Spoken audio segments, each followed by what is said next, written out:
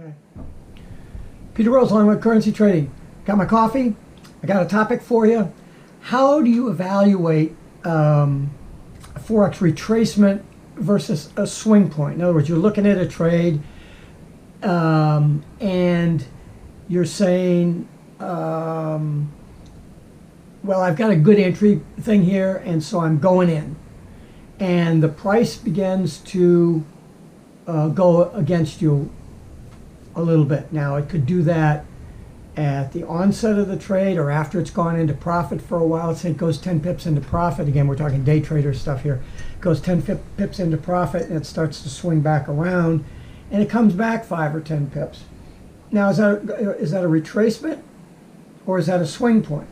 Well, first of all, that wouldn't be the swing point, but because you've got these movements around, right? A swing point is a point, not a pullback or something that can be confused with a swing point, with a retracement. In fact, a swing point is only recognizable after the fact. But is there an indication that will help you determine that up front as to, you know, when you're doing your probabilistic estimation of if the price has enough momentum in order to go to the profit target? Let's say you're long and you've got a 20 pip or a 30 pip potential profit target there. Do you think there's enough juice to get it to go at least 10 or 15 of those pips, 20, to get at least something out of the trade before you see it start to weaken? Maybe it'll go to 50 pips, who knows? But if you can make 10 or 15 pips on a trade, that makes up for a lot of short losses, and you'll do fine. But in this trade that you're going into, you know you're going to hit a retracement at some point. Those retracements come, well, whenever the order flow changes, right? I mean, you can't look at the chart and say, well, I'm going to have a retracement about here. They could be anywhere. They could happen right when the trade takes place, and they could also happen after the thing is gone for like I said, it could be 10 or 15 pips. It just, you just don't know. And so you enter this trade and you're sitting there, and what are you thinking as this thing pulls back 10 pips? What's in your head? Well, let's look at a graph here, a figure that I put up. It's a 15-minute price action. Current price is there where the red dot is. Okay, and you can see that the slope of the long-term moving average, that could be a 55 or a 21 or whatever the heck it is, but you're in a downtrend on a 15-minute chart, and you see the price roll over and start to head down. You've got 30 pips to where you might see, they call that a support zone. Now, this isn't actual stuff. This is just hypothetical in looking at this stuff. But you are looking at a downward trend, and the price is now moving in a downward direction. There's 30 pips to that point down there. So you do your other entry research and you say, yep, I've got a trade there, and that looks pretty good, and so I'll enter my order. Maybe you'll enter it 5 pips later when you confirm that move is going to continue beyond that other little squiggle line that's there if you're really playing the structures, and so there you have that trade. Now we're back at me. That's a reasonable subset of crap that goes on in your head when you're trying to evaluate that trade. One aspect of trade entry analysis. But the question now becomes, well, what happens if that turns around and goes against me? In other words, that's looking at a short position. What happens if that turns around? It looks like it would bump into some resistance 20 pips above me, and well, I should be okay. So my stop could be as much as 20 pips. I've got a 30 pip profit target, so I could have a 20 pip. If you're in that line of thinking, mine isn't particularly that way, but most people think that, okay, I'm in a pretty good situation there where it would go up 15 or 20 pips and then reverse back and come back down. And I'm familiar with reversals on this 15-minute time frame, and so therefore, for it to go against me, that 15 pips or 20 pips, and then turn back around and continue short, would not be out of the realm of reasonableness. Really? Let me put another chart up. Here we see the daily chart. You can see down on the daily that it's been a long time that price has been chattering back and forth in a relatively narrow range. And we're kind of at the bottom of that range. Actually, this is a daily chart with the same 15-minute configuration that we saw before that's in there. And so, therefore, we're looking at a different view of the time of that chart, right? And so we're saying, I've got what appears to be 50 pip, 60 pip to the upside that is going to go with the long-term trade. And I've got what looks like about a 30 pip potential downside against the main direction. Well, what's the likelihood that it's going to go that far down? So in that case, perhaps on that daily chart, there's your swing point. If you go out to the week chart or something, it might be all the way back on the left there as the major swing point.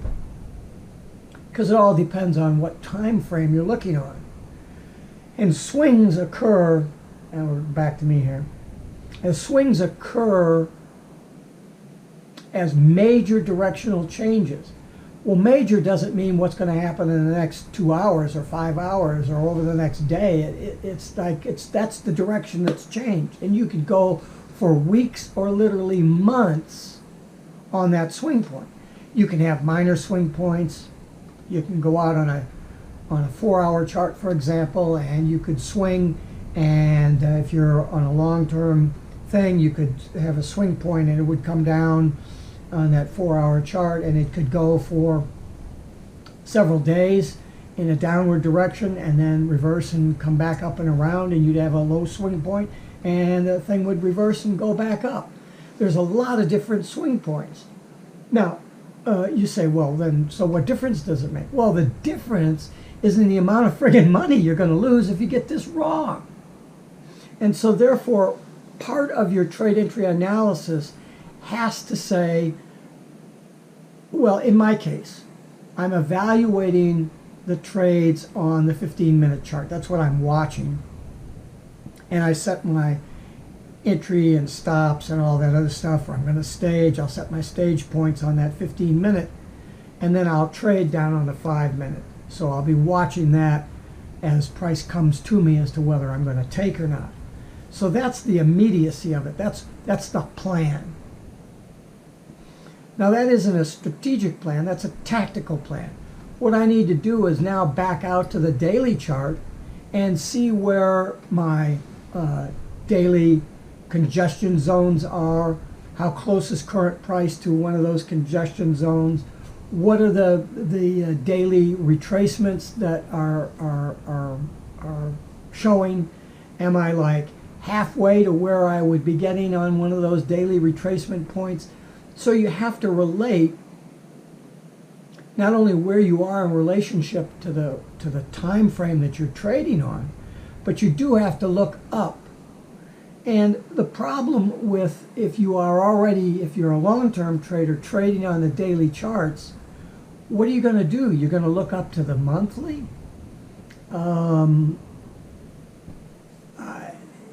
or even the weekly. I mean, look, if your currency has a 100-period ATR, a daily ATR, in a week you could move 400 or 500 pips. In several weeks you could move 600 or 800 pips. So how deep are your pockets? How far do you want this stuff to go? See, this all comes into why I don't like this risk to reward ratio stuff. It doesn't make you safe. And translating risk to reward to say, well, I risk 1R or I risk 2R. If for one time I had a 10 pip risk and the next time I had a 50 pip risk. And so if I traded 10 times with a 10 pip risk, and so I'm taking and I make 10 pips, I make, I make 1R, right? Because I made 10 pips and I risked 10 pips. Well, now if I risked 50 pips, I got to make 50 pips to be 1R. But what if I make 10 pips? I'm not even an R. So the whole thing doesn't make any sense. You have to use multiple time frame analysis in order to see what's been going on over the long term, because the institutional traders aren't trading on the 15-minute chart. Their plan is executed out. If you're trying to lay out a $2 or $3 billion order in the market, yes, it can get absorbed, but at what cost? These institutional traders have very rigid guidelines. The client is saying, look, I'm trying to buy engine parts here and I'm not going to pay more than this for my money on the transfer. So that's why you see these retracements. They got to run the price up to get to keep it under where the guy wants it. Then they got to sell off some inventory to drive that price back down so they can buy it down there, and that's how commerce takes place. Real estate prices go up when the inventory goes down, right? It's supply demand. So the institutional traders are looking for that. Now, there are other institutional traders that need to transact business on the other side. Neither one of these guys is losing. They're transacting business knowledgeably. And it's us, the retail traders, that get caught in the middle of that shit. So if you're down on the 15-minute chart and the institutional investor is trading up on the daily or weekly because he's got a $6 billion order, and he's going to say, well, I'm just going to take, I'm going to take a month to satisfy this guy's order for the $6 billion. You've got trading patterns, retracement patterns, not swings, but retracement patterns that could be hundreds of pips over the course of that period of time. And so if you're down on that 15-minute chart trying to interpret whether you're undergoing a swing, which would be a swing on a 4-hour chart, for example, if the guy's trading up on the weeklies and executing on the 4-hour or down on the hour, then they could look like swings there, but they're not. They're really retracements.